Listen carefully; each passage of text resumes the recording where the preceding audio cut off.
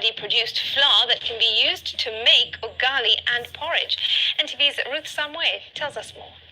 Yes, you harvest the 24-year-old Faith Wandia, a master student of business administration in finance, is the brains behind this project that seeks to end world hunger. About 9 million people die yearly due to hunger, 3.1 million of them being children. That means 24,000 people are dying daily and 1,000 people per hour. Her team, comprising of 3 others, Bahati Innocent, a student of clinical medicine, Salome Njeri, studying economics, and Edgar Ruto, a student of computer science, started researching the project in 2020. The breakthrough came in 2022. At first, we were doing trial and error. We were trying to see what will work. So you end up using a lot of funds because you might try first, it doesn't work. Maybe you end up having glucose instead of having starch. You start again by now purchasing the enzymes again. Yeah, and also mentioning that also shipping costs are really high. The four opted to venture into converting cellulose, which is abundant in grass, from one chemical form to another to make it safe for human consumption. They say the reason for opting to use grass is that it grows on 50 to 60% of the total surface area of the earth. So human beings can't digest grass because we don't have the enzyme cellulase in our gastrointestinal tract. And since we don't have that enzyme, we can't break down cellulose in grass, which is the main thing in the grass. The type of grass they use is Bermuda and ryegrass because it is drought resistant and it takes just 2.5 months to mature. You harvest the grass. After harvesting the grass, you wash it to remove any contamination. After doing that, we dry it depending on what source you want to use. You might use the sun or even electric to dry it.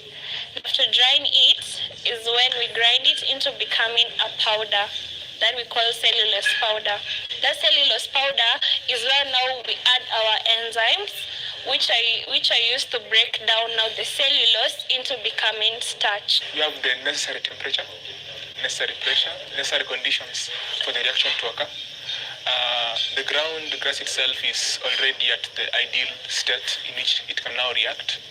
We add distilled water and add the necessary enzymes, and it's converted now to amylose, the starch that is almost the same as the one in maize.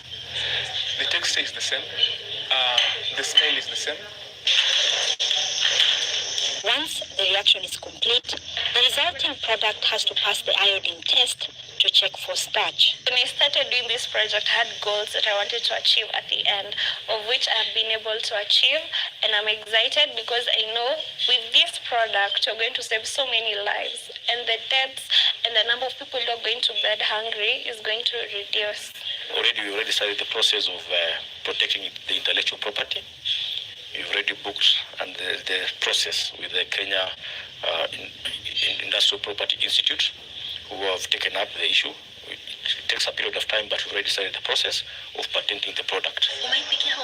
According to these innovators, once the project has been approved for commercialization, the cost of production for 1 kilogram of unga will be 23 shillings, with the retail price standing at 35 shillings. The endgame is contributing to the United Nations goals in improving health and well-being, reducing hunger, as well as providing decent work and economic growth, among others. Let's take, for instance, the price of maize flour, which used to retail between 40 to 55 shillings per kilogram last year. This year, it's going for about 90 to 120 Kenya shillings per kilogram. That is about over 110% increase. And we're asking ourselves as innovators, will food continue being affordable? So one way we are going to promote farming of grass, growing of grass and selling it. We should also we are going to create employment. They also seek to reduce the percentage of people going to bed hungry from 10%, that is 900 million globally, to 3%, which translates to 70 million people by 2030. I'll encourage other innovators and friends or partners who are interested in innovation. They are welcome.